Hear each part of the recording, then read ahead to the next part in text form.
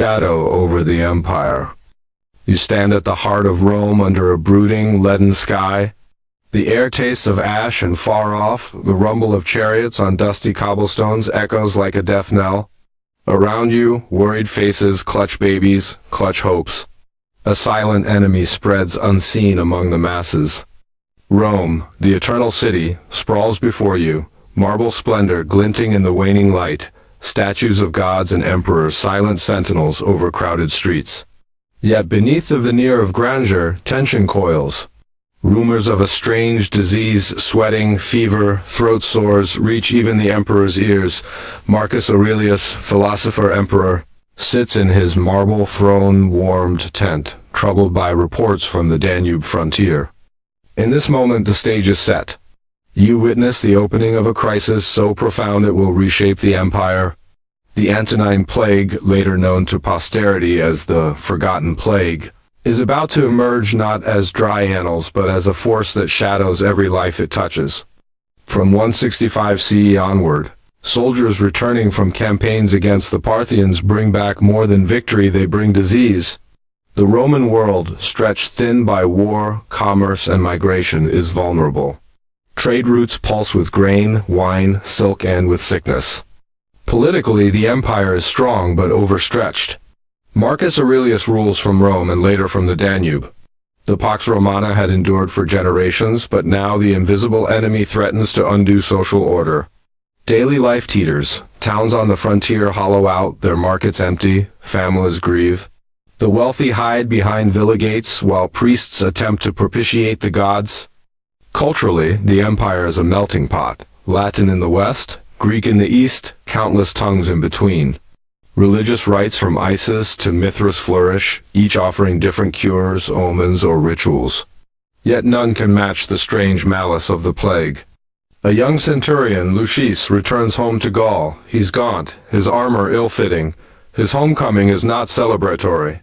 His infant daughter, Juliana, clings to her mother's skirts, terrified. Lucius whispers assurances he no longer believes. Within days, the fever claims Juliana. Lucius's grief will echo the grief of thousands, a microcosm of a macro crisis. Meanwhile, in the Palatine, Marcus Aurelius debates with his advisors. Should he continue military offensives? Should supply lines be rerouted?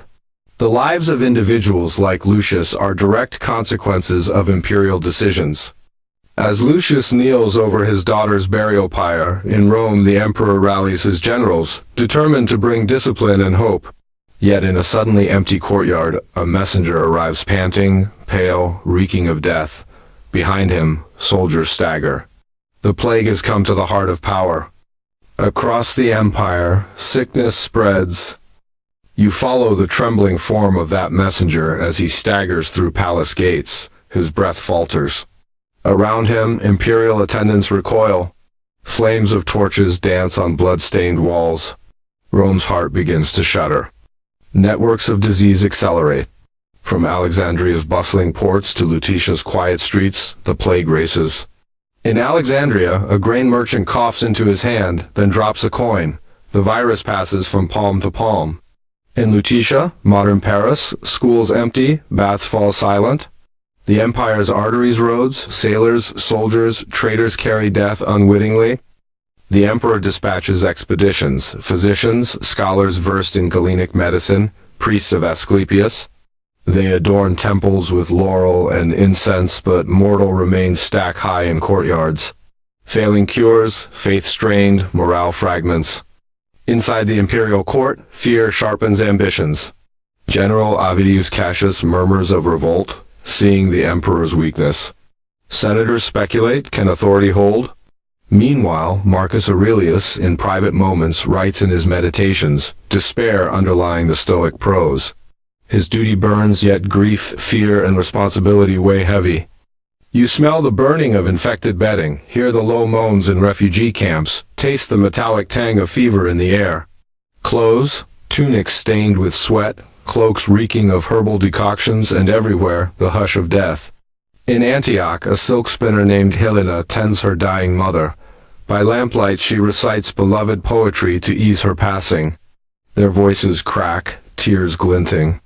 This family common unknown becomes emblematic. Each closing eyelid, each tremor, is the empire's heartbreak.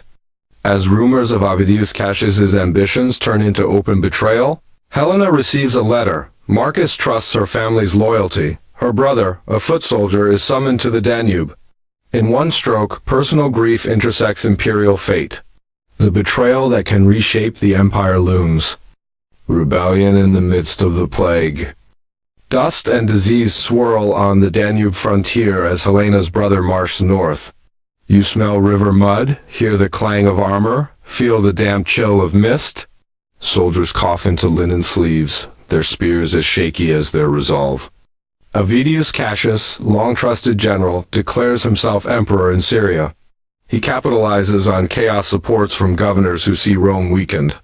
The throne is endangered not by barbarians but by one of its own, fomented by a plague-ridden empire. Marcus Aurelius grapples with treason even as death penetrates every province. He debates swift retribution versus clemency. His stoicism struggles against rising emotion, sorrow for his people, fear of collapse. Helena watches her brother ride away, torn between pride in his duty and dread. Will he fall to the plague before battle? In Rome, a senator allies with Cassius, gambling power at the cost of loyalty. Rome's institutions, senate, armies, province governors are strained to breaking. You see banners drooping by the Rhine, blood-stained bandages on shields, the smell of garlic and wine offered as warding charms. In mutinous camps, disciplined centurions collapse from fever. Soldiers protest, fearing for their lives. But Cassius's flatterers urge him on. The emperor hesitates. They say, "Let us act."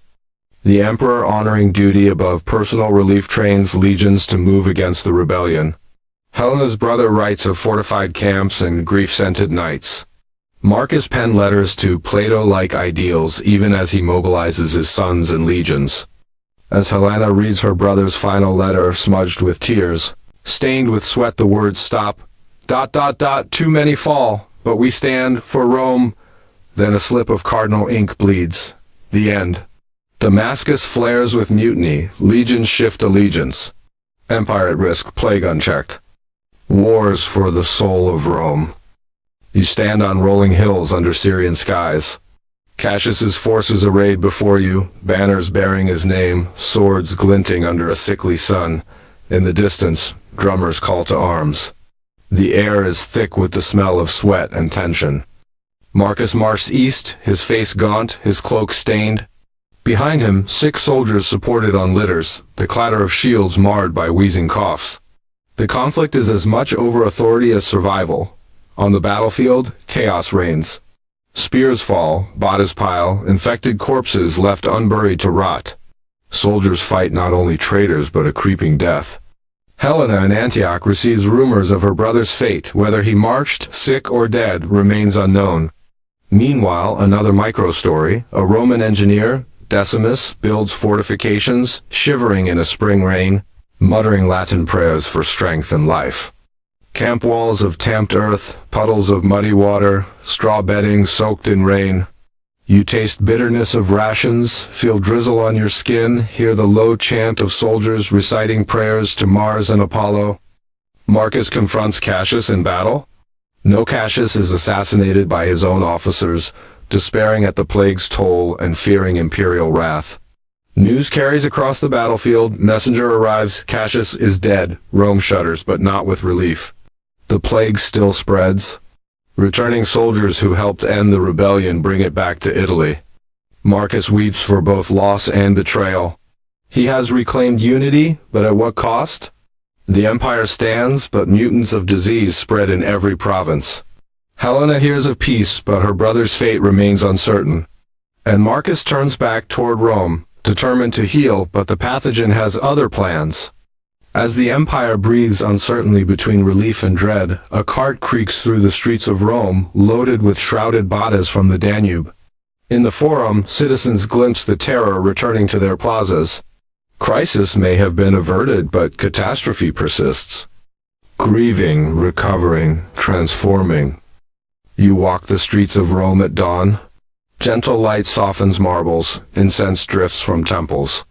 But everywhere are reminders, vacant homes, broken voices, shrines piled with votive offerings. The plague has abated, but scars remain. Tens of thousands gone, laborers missing, farms lie fallow, grain prices spike. Merchant ships drift empty. The economy shudders. Marcus, ever philosopher, mourns. In a public address, he praises fallen soldiers, mothers of orphans, merchants who found courage. He issues mandates, grain distributions, tax relief in devastated regions. He commissions new hospitals, medical aid, though at the time these were rudimentary, valetudinaria and military camps maybe. City support ad hoc. Helena, now a widow, her brother confirmed lost, runs a small silk dyeing stall. Her colors are muted dye of grief. She befriends Gracchus, an orphaned apprentice whose parents succumbed. Together they tend dying gardens of papyrus, hoping for renewal. And Decimus the engineer helps rebuild aqueducts. He plunges into fractured stones, bare hands chipping, determined to restore water's flow, and with it, public life. Religious currents shift. People flock less to state cults, more to healers, to mystery religions promising personal salvation. Christianity, still marginal, gains quiet adherents drawn by stories of community care in plague-stricken neighborhoods. Best documented is Marcus's ongoing philosophical writing and meditations, reflections on mortality and duty. He writes, "Observe constantly that all things take place by change." A stoic recognition that empire, like life, must endure transformation. You smell damp straw in rebuilding camps, taste watered-down bread, hear children's tentative laughter returning. Though the immediate threat recedes, the empire has been altered forever. Its people more fragile yet more interwoven. Helena dyes silk threads with richer meaning. Marcus's writing is tinged with both sorrow and resolve. But even as Rome rebuilds, whispers of new threats stir from Germanic tribes across the Rhine, from Eastern powers. The plague may have passed, but the trial is not over. Legacy of the forgotten plague. A full dawn embraces Rome. Marble gleams as statues cast long shadows. Markets hum gently. Yet beneath, the pulse of memory beats, of graves, grief, and recovery. Marcus Aurelius, older, more grave, returns to the stoic quiet of his study. In his final days, he died in 180 CE. He reflects on the plague's legacy, an empire tested, its moral fiber stretched. He fathers his son Commodus, aware his reign will not mirror his own. Rome's institutions, reformed and resilient, move forward. The Senate renews its advisory role. The army is replenished. Provinces recover slowly. The plague didn't end the empire, but it weakened its foundations, foreshadowing future crises, soldier shortages, shifting demographics, new religious movements. Scholars like Edward Gibbon centuries later will underplay its importance, but modern research, paleogenetics, ancient DNA, confirms its devastation.